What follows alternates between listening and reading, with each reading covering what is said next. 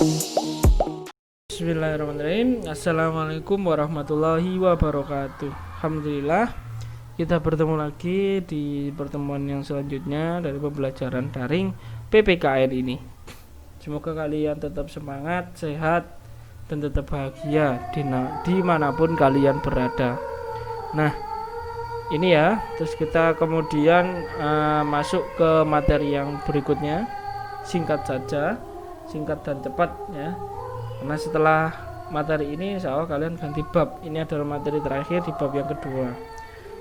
Nah, sebelum kita memulai pembelajaran kita pada pagi hari ini, marilah kita berdoa dulu. Al-Fatihah.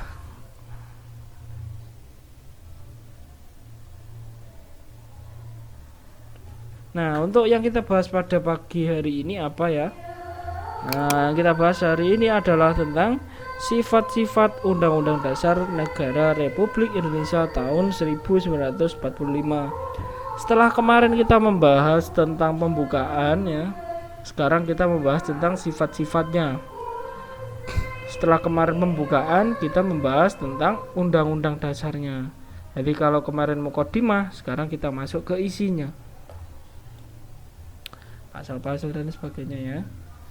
Nah, ini dia sifatnya. Untuk sifat kita mempunyai 4 sifat dari UUD NRI 1945. Yang pertama, sifat yang pertama adalah singkat dan supel.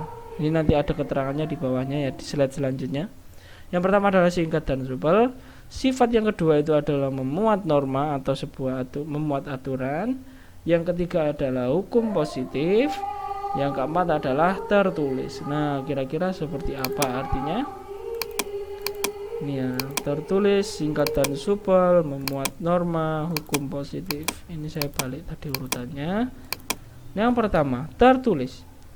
Dokumen hukum yang jelas dan diakui di seluruh dunia. Karena dengan sebuah peraturan yang tertulis tadi, maka kita itu diakui sebuah negara sama semua negara di dunia sebagai negara yang sudah merdeka.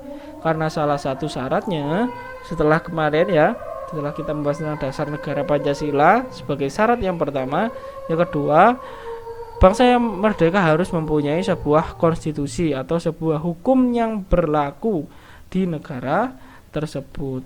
Terus dan hukum tadi harus dibukukan, harus jadi sebuah dokumen. Makanya kita mempunyai sifat UUD ini. Yang pertama adalah tertulis, karena harus dituliskan ya. Terus kemudian yang kedua ada sifat singkat dan supel. Singkat dan supelnya bagaimana? Nah, yang pertama hanya berisi inti-inti peraturan yang berlaku di Indonesia. Nah, singkat toh, karena di dalam undang-undang itu tidak menjelaskan semuanya. Contohnya sebuah peraturan tentang TNI. TNI ditugaskan sebagai tentara nasional Indonesia yang bertugas untuk menjaga perbatasan wilayah di Indonesia. Nah, di UUD NRI hanya berbunyi seperti itu. Terus kemudian teknisnya atau aturan teknisnya TNI harus seperti apa kalau menjaga, harus bersikap seperti apa ketika ada serangan musuh dan lain sebagainya, itu ada sendiri namanya peraturan Tentara Nasional Indonesia. Nah, diadakan sendiri. Jadi yang di UUD cuman hanya menyebutkan menjaga wilayah teritorial, kemudian punya undang-undang sendiri untuk membahas lebih rincinya, tidak gandeng dengan UUD. Nah, makanya itu kenapa disebut singkat dan supel. Terus kemudian ada memuat norma, berisi peraturan, ketentuan yang diyakini oleh seluruh masyarakat Indonesia. Tadi ya, norma itu adalah sebuah peraturan. Nah, dan peraturan tersebut diyakini oleh seluruh masyarakat Indonesia. Jadi harus kalau sudah diyakini ya harus dipatuhi ya. Kemudian ada hukum positif. Hukum yang ada demi mewujudkan cita-cita dan tujuan bangsa Indonesia. Hukum ini ada untuk mengatur, pemerintah mengatur masyarakatnya, mengatur tentang pemerintahannya dengan tujuan supaya ya kita punya tujuan kita punya tujuan yang harus kita capai, maka salah satu caranya itu melalui mengatur itu tadi. Nah, makanya hukum ini positif, hukum yang menimbulkan sebuah efek yang baik demi mewujudkan cita-cita dan tujuan bangsa Indonesia. Lanjut lagi, fungsi dari UUD. Nah, fungsinya ada 3. Yang pertama adalah menjadi alat kontrol. Alat kontrol itu seperti apa? Sebagai cerminan untuk undang-undang yang ada di bawahnya. Berarti kok undang-undang yang ada di bawahnya, berarti ada undang-undang di bawah UUD NRI. Ada.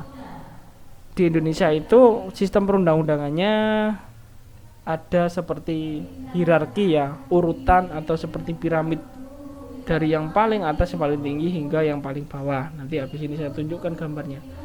Kemudian yang kedua itu ada fungsi mengatur. Jelas, sebuah aturan itu ada untuk mengatur supaya masyarakatnya tertib, mengatur jalannya pemerintahan maupun jalannya kehidupan berbangsa dan bernegara. Nah, jadi di dalam pemerintahan pun juga itu dibatasi, tidak terus seenaknya sendiri, tapi harus dibatasi oleh undang-undang.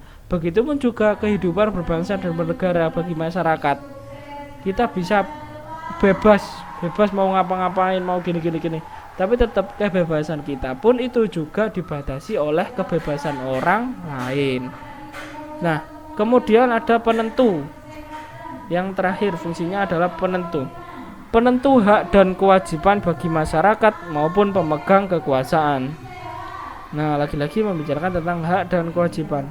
Hak itu adalah apa yang berhak kita dapatkan. Kalau kewajiban, setelah kita mendapatkan hak, kita harus melaksanakan kewajiban.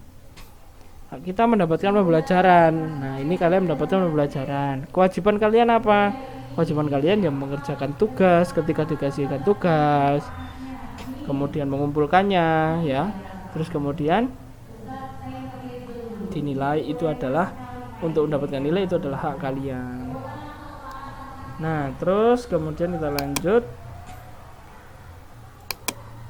Nah, ini untuk yang terakhir. Ini tadi saya bilang bahwa UUD NRI itu ada di urutan di atas, dan perundang-undangan di Indonesia itu mempunyai urutannya. Nah, urutannya seperti ini. Ada UUD NRI, ada TAP MPR,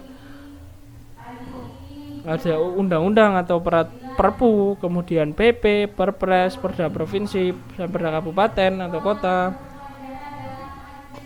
Bahkan nanti ada bawahnya juga ada Perdes. Nah, inilah yang tadi yang dimaksud sebagai fungsi alat kontrol. Dia ada paling atas. Nah, maka yang di bawahnya ini dia harus manut kepada yang paling atas. Nah, kalau ingin membuat peraturan yang ada di bawah UUD NRI, ya sudah harus bercermin ke UUD NRI dulu, baru bisa membuat sebuah perda provinsi atau perda kabupaten atau kota. Nah, jadi seperti itu. Ini kesimpulan dari bab 2 ya.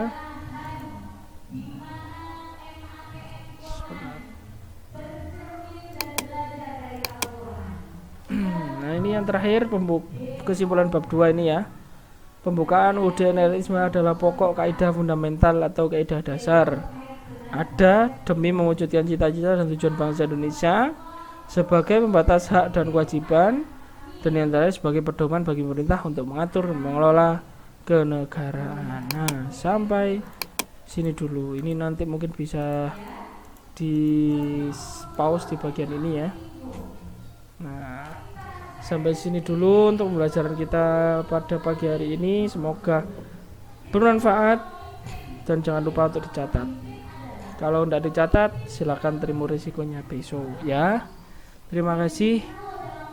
Assalamualaikum warahmatullahi wabarakatuh.